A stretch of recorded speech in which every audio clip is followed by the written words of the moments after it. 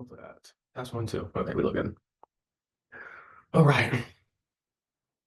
This is a late episode. Um, Essentially though, I this is a very late episode, and the day doesn't necessarily tie into the calendar day, but as far as my waking day, we're gonna finish it out with a video. So, um, the last couple of days I've been in a bit of a predicament because I've been trying to figure out how I can actually make money with my ideas with these concepts. Given everything with Milton, the microgreens business is a great idea, but I don't have enough traction. I've only been making videos for about a month. We've got 20 subscribers, which for everybody who subscribed, thank you so much. But it's not enough to sell out an NFT project. So you know, um, I'm caught in a crossroads, and so I was thinking to myself as I try to strategize, okay, what can I actually do to start bringing in some revenue? Originally when I was looking at the type of the two networks I'm going to have to build in order to sell these larger projects, I have one category being the people launching the projects, and then another category of people being the ones to buy the projects. So, initially, if I'm launching a large project, that most likely is going to be the framework, especially when we're raising multiple millions for, larger scale endeavors. But I thought back on a conversation that I had with a young real estate investor. He was actually the first guy who got the idea that wasn't in my initial circle, who just got off of our brief conversation. Um, and when we had talked about it, he mentioned it could be a good way for people to buy some of the smaller properties that he teaches people how to acquire. He teaches how to acquire single family up to quadplexes using various strategies. But I don't want to speak for him, but I think his favorite strategy is the trust acquisition agreement, which honestly may be my favorite strategy too. But essentially, what I'm thinking is instead of trying to build a network of people to launch projects and people to buy the projects, while I'm in this starting phase, the initial buildup, and I'm looking to make money, what if I made an agency where my job was to create the smart contracts and the front end interface for real estate investors to be able to buy into smaller properties? So I'm still thinking I would want to deal with the multifamily space, so like duplexes, triplexes, and ideally quadplexes, but essentially I'd charge a flat fee for a newer real estate investor to be able to get involved with a larger deal. So like as far as the benefits that the person who would be paying me to create the smart contract and the front end for them, the first benefit would be liquidity. So instead of having to wait to sell a deal to be able to exit or refinance a deal, if any of the people involved in the deal want to exit the deal prematurely, they can just list it onto the blockchain and anybody on Ethereum can buy the project. Now, obviously, given we're very small at this point, there's not a lot of publicity as far as what I'm doing, but that could change quickly. I don't know exactly how fast that would change, but as I start putting more of these properties onto the blockchain, I'm sure we'll be able to attract attention from people who have a lot of Ethereum who may be looking to buy NFTs to be able to mitigate, taxes. So, um, not just taxes. Okay. I don't want to I do not want to incriminate myself. I plead the fifth. But if they're just looking to move their capital to secure their gains, well, being able to buy NFTs that represent cash flow, that represent equity in a deal, that could be attractive for people who are on the blockchain. So the first benefit would be the liquidity, and then the second benefit would be access to I don't know if safer is the right word, but well, for lack of a better term, safer deals. And what I mean by safer is if you own a single family house, which is just one door, you're collecting rent from one person, which means if they move, well, now you're having to look for a new tenant. And until then, if you don't find that new tenant in the first month, you're the one paying the rent, not the rent, but the mortgage. So if you buy a quadplex, the nice thing is if one person moves out, you're still at 75% occupancy. So it mitigates that risk of vacancy and obviously having to pay the mortgage. So essentially what I'm suggesting is like if you could enter a single family house for 10K down or a quadplex for 40K down, maybe you only have 10K to invest, but if you find three other people with 10K, now you're able to get what the fuck was that? That was weird as shit. But lost my train of thought. Now you're able to so essentially, if you are able to find if you are able to find three people that you can go into the deal with, you're able to reap the same benefits of you're able to reap the benefits and the risk mitigation of owning the quadplex while still being able to get the cash flow that you'd receive from owning either the single family or the quadplex. Because again, you'd be dividing the revenue up among the four people, but again, it gives greater access to larger assets, which inherently are more risk adverse. So we're talking quietly just because it is very late. It's like 5 a.m. But but this is what I'm thinking is going to be ideal for me being able to make money as quick as possible. Because even if I was able to raise the money for the microgreen stuff, this isn't my place technically. So I don't want any risk of my business being affected by living circumstances. I like the idea of just being able to up and go wherever I choose to work. Maybe in, I don't know. I was going to say maybe in a few months we'll move to Thailand and just do this all remote. But I mean, I think I do want to stay in the States just for the aspect of networking. We're thinking a little bit ahead. But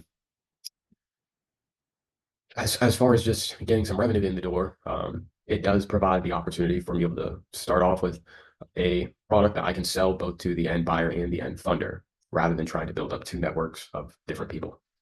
So the things I'm going to need to get in place to actually make this happen, obviously, I do already have the base contract for the profit distribution. Whether or not we would make edits to it, I'm sure we will find ways that we can improve the contract, but we do have a contract. So the next step would be developing the process of creating front end interfaces. So for example, if four people came together to buy Quadplex, obviously terms would be written prior to setting up the contract and everything. But the contract would handle profit distribution. So profits from rent, profits from refinancing, and profits if they do end up selling the property could be distributed to token holders. And essentially, it would need to be outlined that owning the token represents the equity ownership in the property. Just given like if four people start out, but then some people sell their token down the line because they're getting offers 2x what they paid for it, then obviously you wouldn't want them laying claim to the property even after they don't own the token and somebody else owns the token. So yeah, essentially, we would have a front end interface to be able to allow people to mint in a user friendly manner. It would also be able to show how much equity is in the property, especially given if we're using the trust acquisition method. Sometimes there's going to be varying scenarios. So we want to be able to have it all on display. So anybody who is looking to buy the NFT or make a bid offer from the NFT, they can see, okay, the property so far has collected this much rent. They've distributed this much in profits from the rent. They own this much equity in the property. Refinancing terms, like a roadmap for the property, would also most likely be, not even most likely, it would be outlined on the front end. So we would have this all connected on like a website where the front end's there for people to mint, people to see stats on the contract, which is tied to the property. Um, I think that was the most of it. There was something else. No, what was the last thing? What was the last thing? Oh, the roadmap. Yes. So the roadmap would just kind of lay out the overall terms, not terms, but like what the intention is over time with the property. So like, are we refinancing after these many years? Are we selling? And then there could also be like backup plans or contingencies, just different things to add credibility to the project itself. Obviously, the credibility is truly going to come from the owner of the contract. So anybody who's buying the NFT should be looking into who owns it and who manages it. But again, the front end will allow users to smoothly interact with the contract as well as display stats about the contract and the project it's linked to. So yeah, now it comes down to the next step, which is, I suppose, working on learning the process of setting up a front end interface. After we have the front end interface, we can do a test run, kind of running through the process of hypothetically, if we did have a property, how would we tie in the contract and the front end, make sure the product's good. And then after we've ran our tests, then we can start marketing. We can start looking for our first clients. Now, as far as legalities, I'm sure there are some. So I I don't know how that's gonna work because like I don't have the money for a lawyer right now. Um, I guess one step at a time. Now the front interface, later determining whether or not talk to a lawyer first or hire partners. Ideally, if I can get back in contact with our real estate friend, I might be able to figure out something as far as making sure we're all good on the legal end. But I mean, technically, my service is just setting up the contract. Everything else that someone does with the contract afterwards is their own bidding. So I don't know. There's always loopholes within legalities. Front end is making some money because even if someone wants to sue us, like fuck is you gonna take? So it is what it is. This is a raw insight into who I am. Um, and again, I mean, I'm building products that are good products. Like if it's like a tool, like someone can use a car to plow through a crowd, or they can use it to take their grandma to the hospital. It comes down to what the user uses the tool for. I'm just the creator of the tool. So yeah, this is that's kind of gonna be I think my best angle for pivoting strategy because I am thinking actually I do have something that I could start the microgreens with, which would be my little plants over here. So I've actually got these are mint plants right here. And while they're not like a plant that people eat for nutrition purposes, um, ow, holy crap, that one really hurt. I've got bad shoulders. But the mint plants could be something that I potentially sell to bars and restaurants, fresh mint.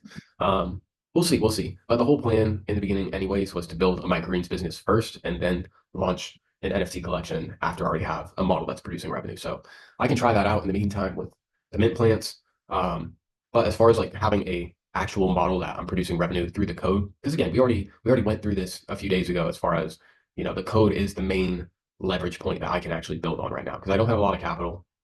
As far as content, I don't have a ton of credibility. The content I'm making is just showing you guys what I'm doing. Um, and then there was a third. What was the third? Oh, it was collaboration. So again, we are pretty new, but the collaboration can come in the form of, finding people who teach people how to invest in real estate. Because ideally, regardless of what model we're looking at, the people who are going to be more inclined to checking out crypto and utilizing a smart contract for this type of method is probably going to be people on the younger end. Maybe even people who are newer to real estate, because again, it does lower the barrier to entry to some of the, more expensive asset classes to buy into. Um, so yeah, hopefully instead of starting with single family, we can enable more blooming real estate investors to have their first property be, a multifamily listing. But essentially, if we can set up an agency where we collect a fee just for setting up the front end and then connecting our smart contract, we could get a revenue model going, which honestly, like I'm thinking, given the whole setting up a trust for, oh my God, you guys can hear my cat with the dementia. She's going crazy in the back. But essentially, given setting up trust cost, I think it's $1,000, maybe it's 5K, but I know it's going to be at least 1,000 four figures. I could probably charge like 800. I think 800 is pretty fair given people are going to spend, 20, 30K just to be able to buy the property in the first place. Um, but we charge 800 to set up the smart contract in the front end. And, our goal is going to have to be, getting a new client every week or so, but that would give us enough sustainable income to, I mean, I think at that rate, 800 a week over a 50-week period is like 40K.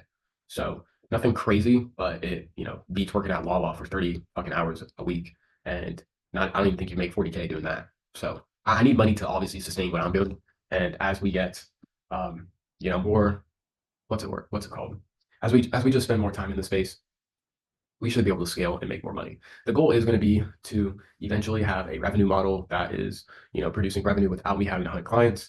But I do have a plan for that, which is in the works. It's going to be with the loan collateral, but obviously I need to have NFTs ready to be able to have a collateral system in place. But like I said, I've never liked these banks. So if I can do something that cuts into their business, I'll be happy. So these are just some late night thoughts. I know it's not the most educational, like, let me show you how to do this or I'm working on this, but today was mostly a brainstorming day for me to figure out, all right, like, how am I going to actually start progressing and moving forward with getting some revenue? So yeah, the front end interface is going to be the next point that we work on. And I did some reflecting too on the videos. Obviously, you guys care most about seeing the information with the smart contracts with the NFT. So that'll definitely be the focus, especially given the channel is called OX Offers in the first place. That is the whole point. So we'll be walking through the steps of setting up the front end, and the Discord is going to still again be coming out on October 17th. So stay posted for that. I may just have like a video go up as soon as it hits 12 so people can join in immediately. But yeah, those are the two main things that we are looking at for this week. So that's everything for today, and I will see you guys on the next video. Peace.